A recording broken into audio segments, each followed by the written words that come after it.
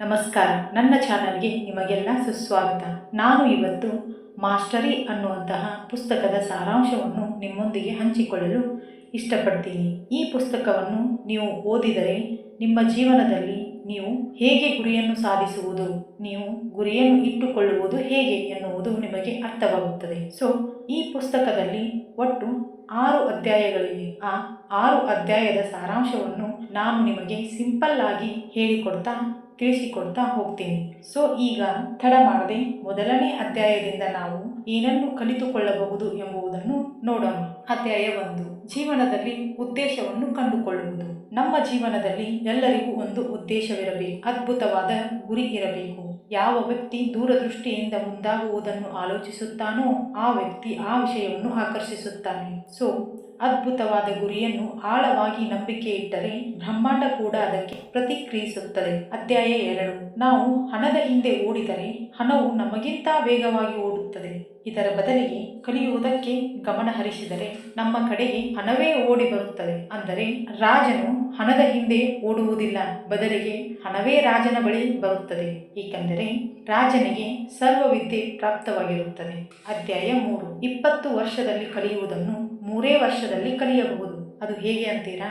ಅದು ಗುರುವಿನ ಮಾರ್ಗದರ್ಶನದಿಂದ ಸಾಧ್ಯವಾಗುತ್ತದೆ. ನೀವು ಹೊಸದನ್ನು ಪ್ರಾರಂಭಿಸುವಾಗ ಕಲಿತು ತಪ್ಪುಗಳಾಗಿ ಅದರಿಂದ ತಿದ್ದಿಕೊಂಡು ಮತ್ತೆ ಪ್ರಾರಂಭಿಸಿ. ಇದೇ ರೀತಿಯಾಗಿ ಇದನ್ನು ಅಳವಡಿಸಿಕೊಳ್ಳಲು ತುಂಬಾ ಸಮಯ ಬೇಕಾಗುತ್ತದೆ, ಆದರೆ ಈ ಅವಧಿಯನ್ನು ಕಡಿಮೆ ಮಾಡಬಹುದು. ಅದು ಹೇಗೆ ಅಂದರೆ, ನಾವು ಮಾಡಬೇಕೆಂದ ಕೆಲಸ ಅಥವಾ ನಾವು ಇಟ್ಟುಕೊಂಡಿರುವ ಗುರಿಯನ್ನು ಈಗಾಗಲೇ ಸಾಧಿಸಿರುವವರು ಆ ಗುರಿಯಲ್ಲಿ ಆಳವಾದ ಜ್ಞಾನವನ್ನು ಹೊಂದಿರುತ್ತಾರೆ. ಅವರ ಮಾರ್ಗದರ್ಶನದಿಂದ ನಮ್ಮ ಗುರಿಯನ್ನು ಕಡಿಮೆ ಸಮಯದಲ್ಲಿ ಸಾಧಿಸಬಹುದು. ಅಧ್ಯಾಯ 4, ನಮಗೆ ನಮ್ಮ ಕೆಲಸದಲ್ಲಿ ಎಷ್ಟು ಬುದ್ಧಿಮತ್ತೆ ಇದ್ದರೂ, ನೀವು ಎಷ್ಟೇ ಆಳವಾದ ಜ್ಞಾನವನ್ನು ಹೊಂದಿದ್ದರೂ, ನಮ್ಮ IQ ಲೆವೆಲ್ ಎಷ್ಟೇ ಹೆಚ್ಚಿದ್ದರೂ, ನೀವು ಜನರನ್ನು ಅರಿತುಕೊಳ್ಳದಿದ್ದರೆ ನೀವು ಮಾಸ್ಟರ್ ಆಗಲು ಸಾಧ್ಯವಿಲ್ಲ.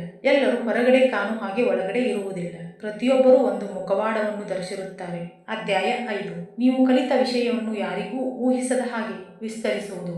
ಅದು ಹೇಗೆ? ಸೃಜನಶೀಲ ಮನಸ್ಸಿನಿಂದ, ಕ್ರಿಯೇಟಿವ್ ಮೈಂಡ್ನಿಂದ ಸಾಧ್ಯವಾಗುತ್ತದೆ. ಏಕೆಂದರೆ ನೀವು ಏನನ್ನು ಯೋಚಿಸುತ್ತೀರೋ, ಊಹಿಸುತ್ತೀರೋ ಅದನ್ನು ಸಾಧಿಸುತ್ತೀರಿ. ಮಾನವನಿಗೆ ತಾನು ಕಲ್ಪಿಸಿಕೊಂಡಿದ್ದನ್ನೆಲ್ಲವನ್ನೂ ಸೃಷ್ಟಿಸಲು ಸಾಧ್ಯವಿದೆ. ಇದಕ್ಕೆ ಇಡೀ ಬ್ರಹ್ಮಾಂಡವೇ ನಮ್ಮ ಪರವಾಗಿ ಪ್ರಚೋದಿಸುತ್ತದೆ. ಅಧ್ಯಾಯ 6, ಈ 5 ಅಧ್ಯಾಯವನ್ನು ತಪ್ಪದೇ ಮಾಡುತ್ತಾ ಹೋದಲ್ಲಿ ಇವೆಲ್ಲವೂ ನಮ್ಮ ಮೆದುಳಿನಲ್ಲಿ ಹೊಸ ರಚನೆಯನ್ನು ಸೃಷ್ಟಿಸುತ್ತವೆ ಮತ್ತು ಇದು ನಮ್ಮ ನರಮಂಡಲವನ್ನು ಸೇರುತ್ತದೆ. ಒಮ್ಮೆ ನಮ್ಮ ನರಮಂಡಲವನ್ನು ಸೇರಿದ ನಂತರ ಅದು ನಮ್ಮ ಜೀವಿತಾವಧಿಯವರೆಗೂ ನಮ್ಮ ಜೊತೆಗೆ ಇರುತ್ತದೆ. ನಾವು ಕಲಿತಿರುವುದು ನಮ್ಮ ರಕ್ತದಲ್ಲಿ, ನಮ್ಮ ಉಸಿರಿನ ಕಣದಲ್ಲೂ ಬೆರೆತು ಹೋಗುತ್ತದೆ.